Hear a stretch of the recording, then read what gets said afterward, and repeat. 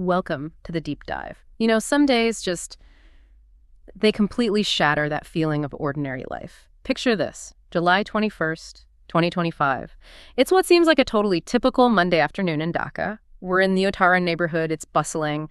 Students at Milestone School and College, they're, deep in classes, some taking exams, just like any other school day. But that ordinary afternoon was about to be completely, utterly obliterated. It's truly striking, isn't it, how quickly normal can just flip into pure chaos. So today, we're diving deep into that catastrophic jet crash, the one that just broke that day wide open.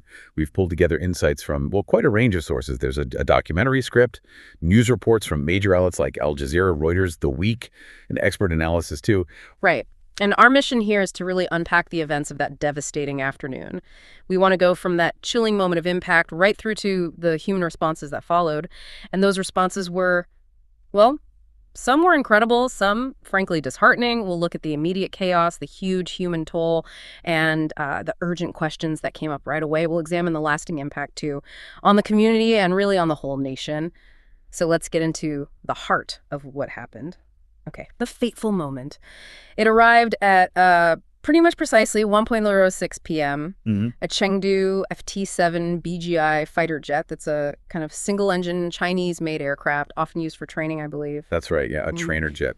It was from the Bangladesh Air Force, and it had just taken off from the AK Kandahar Air Base nearby. Yeah. But just moments after liftoff, something went terribly wrong.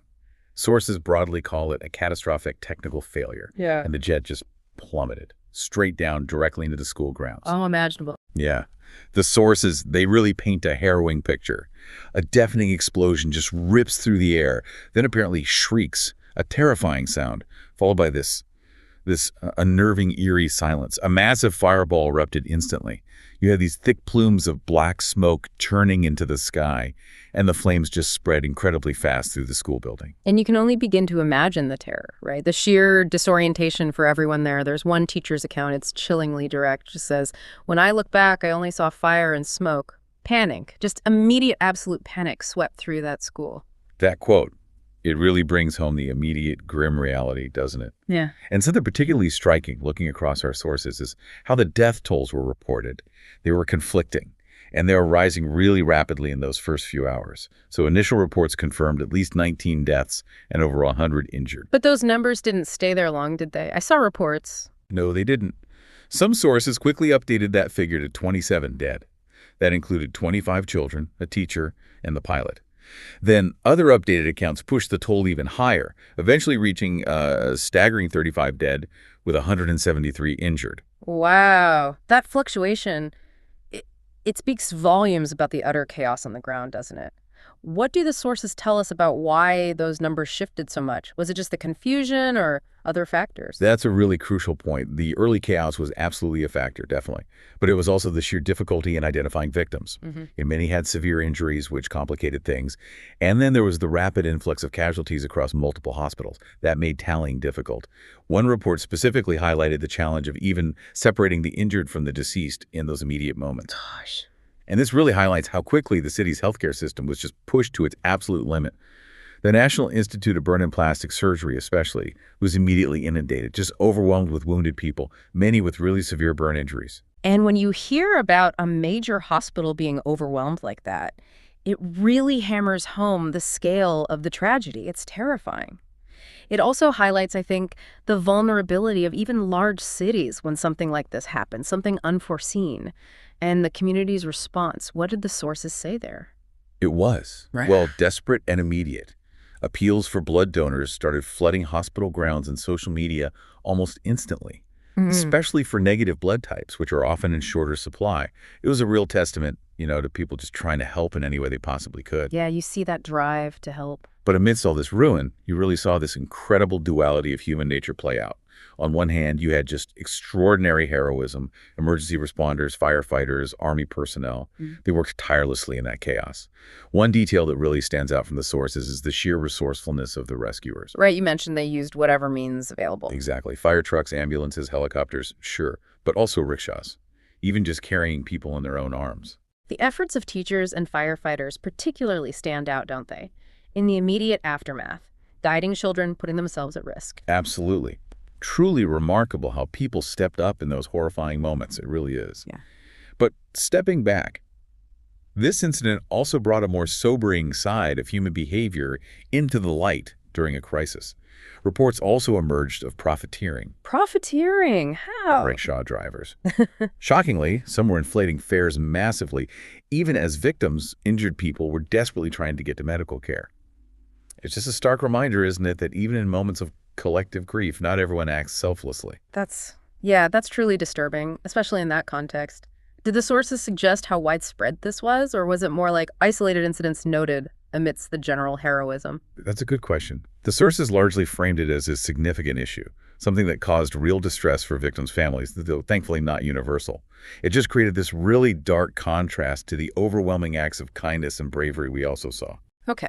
So, beyond the immediate chaos, the rescue efforts, the tragedy also had these profound national implications. How did the country, and maybe the world, respond? Well, the interim government, which was led by Muhammad Yunus at the time, they acted swiftly. They declared a national day of mourning, and they pledged full support to the victims and their families. It really became a national moment of grief and reflection. You saw flags flying at half-mast across the country, prayer gatherings were held, there were solemn rituals in Uttara's graveyard specifically for the victims. And internationally, was there support? Yes, there was. The international community responded with solidarity. China offered technical assistance for the investigation into the crash, and India sent a specialized team of burn specialists to help treat the injured. So, definite international support. That's good to hear. And I understand some legacy initiatives followed quite quickly to sort of honor the victims. That's right. Aiming to ensure that the memory of what happened and those lost is properly honored. A dedicated section of Uttara's cemetery was reserved specifically for the victims, and the Ministry of Education announced they'd establish an annual award in honor of a particularly courageous teacher from the school. Small gestures, but important ones for healing and remembrance. Definitely important. It's a way for a nation to process and remember. Absolutely. And crucially, this whole event also ignited significant questions from the public. It wasn't just grief. Students, for instance, held protests. They were demanding transparency, accountability, and specifically a halt to what they saw as dangerous training flights happening over residential areas like Uttara. So it connected to a bigger safety issue. Exactly. When you connect this to the broader context, you had experts and ordinary citizens alike questioning the safety of flying these older jet models, like the F-7, which, again, is a common name for that Chengdu fighter jet, flying them over densely populated urban zones.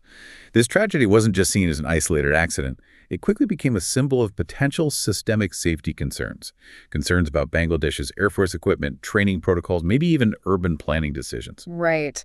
So as we sort of wrap up this deep dive, it's undeniably clear, isn't it, how a single moment, that catastrophic technical failure on July 21st, 2025, how it just cascaded into such profound loss, but also extraordinary heroism, and then this nationwide call for fundamental change. This event truly laid bare the vulnerabilities, I think, of living in these dense urban environments and the absolute crucial need for robust safety protocols. It really did. Yeah. And it also, I think, highlighted something else. How quickly collective grief can morph into a demand for accountability. It pushed uncomfortable questions about infrastructure, about technology, about governance right to the forefront. Questions that maybe weren't being asked loudly enough before. It certainly does. And it leaves us, and you, with this provocative thought to consider, maybe. When the unthinkable happens, like this crash, what does it truly reveal about a society? About its resilience, its incredible capacity for both selflessness and, unfortunately, sometimes exploitation. And maybe most importantly, its ultimate willingness to confront those really uncomfortable questions. Questions about safety, technology, and governance, especially in our increasingly crowded cities.